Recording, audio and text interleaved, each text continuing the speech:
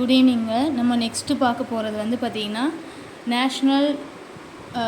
New national policy on education அது 1986 புதிய கல்விக் கொள்கையின் முயற்சிகள் என்னென்னன்றதை நம்ம பார்க்கலாம்.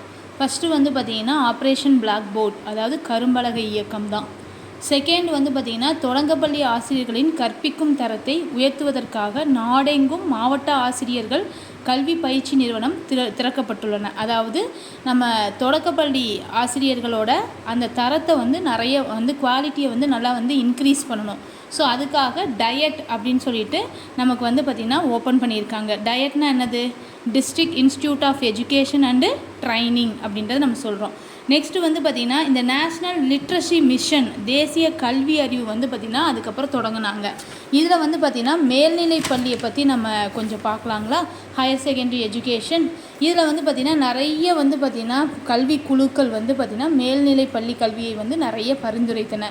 கல்விக்குழுனா நம்ம எதை சொல்லலாம் அப்படின்னு பார்த்திங்கன்னா 1928 வந்து சாப்ரூ கல்வி குழு, அதாவது இடைநிலை கல்வியின் இருமுனைகளாக இருக்குது. ஒன்று வந்து பார்த்திங்கன்னா உங்களுக்கு என்ன அப்படின்னா பல்கலைக்கழகம் வந்து புகும் மாணவர்களுக்கும், அதாவது அப்போ தான் யூனிவர்சிட்டிக்கு போகிறாங்க அவங்களும், அதுக்கடுத்து வந்து பார்த்திங்கன்னா தொழிற்கல்வி புகும் மாணவர்களுக்கும் அமைத்தல் வேண்டும்.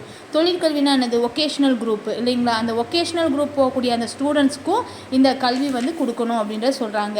அதுக்கப்புறம் 1944 வந்து சார்ஜண்ட் அறிக்கை அப்படின்றத சொல்கிறாங்க. இதுவும் வந்து பார்த்திங்கன்னா 2 விதமான இடைநிலை கல்வி இருக்குது. ஒன்று வந்து பார்த்திங்கன்னா பொதுப்பாட கல்வி, காமன் எஜுகேஷன்.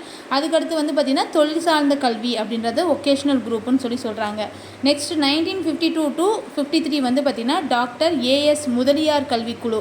இவங்க என்ன சொல்கிறாங்க அப்படின்னு பார்த்திங்கன்னா ஹையர் எஜுகேஷன், அதாவது உயர்நிலை பள்ளி கல்வியின் இறுதி ஆண்டு மேல்நிலை வகுப்பாக அமைய வேண்டும். அதாவது இப்போ எப்படி நம்ம +2 சொல்கிறோம் இல்லைங்களா? அதானே கடைசி, ஸ்கூல்லையே +2 தானே கடைசி, அந்த மாதிரி இருக்கணும் அப்படின்றத சொல்கிறாங்க. அந்த உயர்நிலை பள்ளிகளோட பாடங்கள் வந்து பல்நோக்கு உடையதாக இருக்க வேண்டும் அப்படின்றது சொல்கிறாங்க. இதில் வந்து பார்த்திங்கன்னா 11+1+3 அப்படின்ற அந்த கல்வி முறையை தான் இவங்க வந்து பரிந்துரை செய்கிறாங்க. நெக்ஸ்ட்டு வந்து பார்த்திங்கன்னா கோத்தாரி கல்விக்குழு, அவங்க என்ன சொல்கிறாங்க 1964 to 66 அவங்க வந்து 10+2+3, அதாவது 10, 2, 3 மொத்தம் வந்து பார்த்திங்கன்னா 15 இல்லைங்களா? அந்த கல்வி முறையை தான் வந்து பார்த்திங்கன்னா பரிந்துரைக்கிறாங்க. அடுத்து கல்விக்குழு 1973 மேல்நிலை பள்ளி கல்வியில் வந்து பார்த்திங்கன்னா பாடப்படிப்புகள் வந்து பல்துறையாக்கப்பட வேண்டும், நிறைய டிபார்ட்மெண்ட்ஸ் வந்து இருக்கணும் அப்படின்றத சொல்கிறாங்க. அடுத்து தேசிய கல்விக் கொள்கை 1968 அவங்க வந்து என்ன சொல்கிறாங்க 10+2+3 அப்படின்ற அந்த முறையை தான் வந்து கடைசியில் வந்து ஏற்றுக்கிட்டாங்க.